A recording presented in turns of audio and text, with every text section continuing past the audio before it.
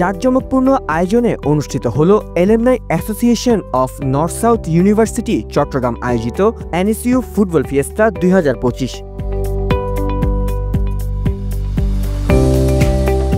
8ই May বৃহস্পতিবার সন্ধ্যায় চট্টগ্রামের কালামিয়া বাজার সংলগ্ন জিআর টার্ফে আয়োজিত এই টুর্নামেন্ট পরিণত হয় মিলন মেলায়। আমরা নর্থ সাউথ ইউনিভার্সিটির যেসব ভাই ব্রাদার চিটং আছি তারা একত্রিত হওয়ার একটা সুযোগ পেয়েছি।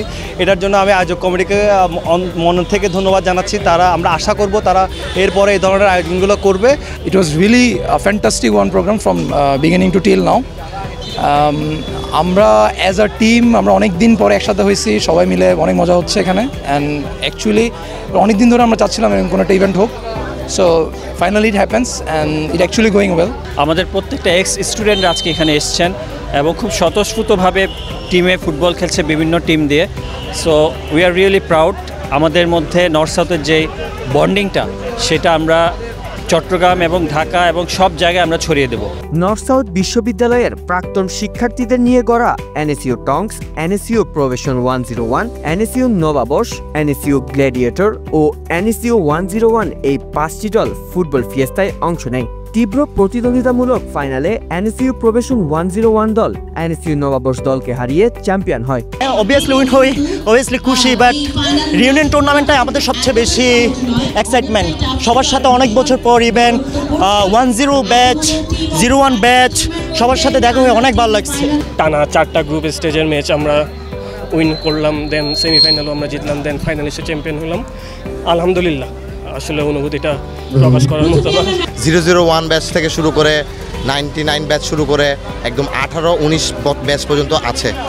তো এটা যেহেতু প্রথম একটা টুর্নামেন্ট শুরু হয়েছে, সো আশা করছি আমরা সবাই এটা আরো বড় করে করব ইনশাআল্লাহ। আমরা এর আগে alumni association of North South university চট্টগ্রামের সভাপতি জসিম আহমেদের সভাপতিত্বে টুর্নামেন্টের উদ্বোধন করেন 1994 ব্যাচের আবু সোহেল ও 2001 ব্যাচের আহমেদ আশফাকুর রহমান। চিটগাঁয়ে যারা আমরা নর্থ সাউথের আছে, নর্থ সাউথ এক স্টুডেন্ট, তাদেরকে নিয়ে সংগঠনটি।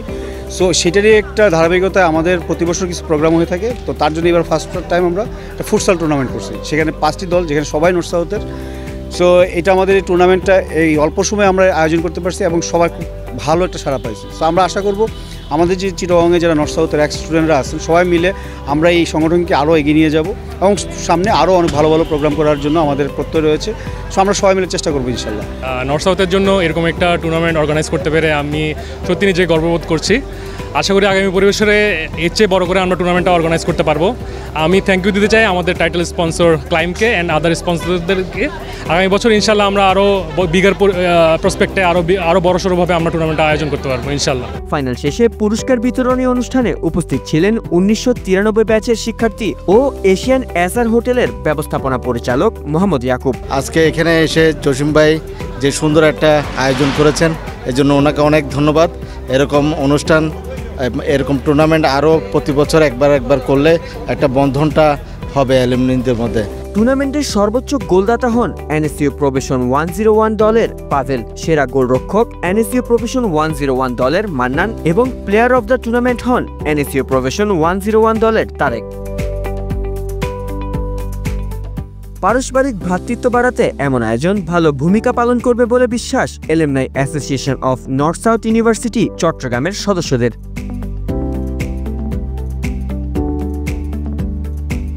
Afzal Hossain, N sports.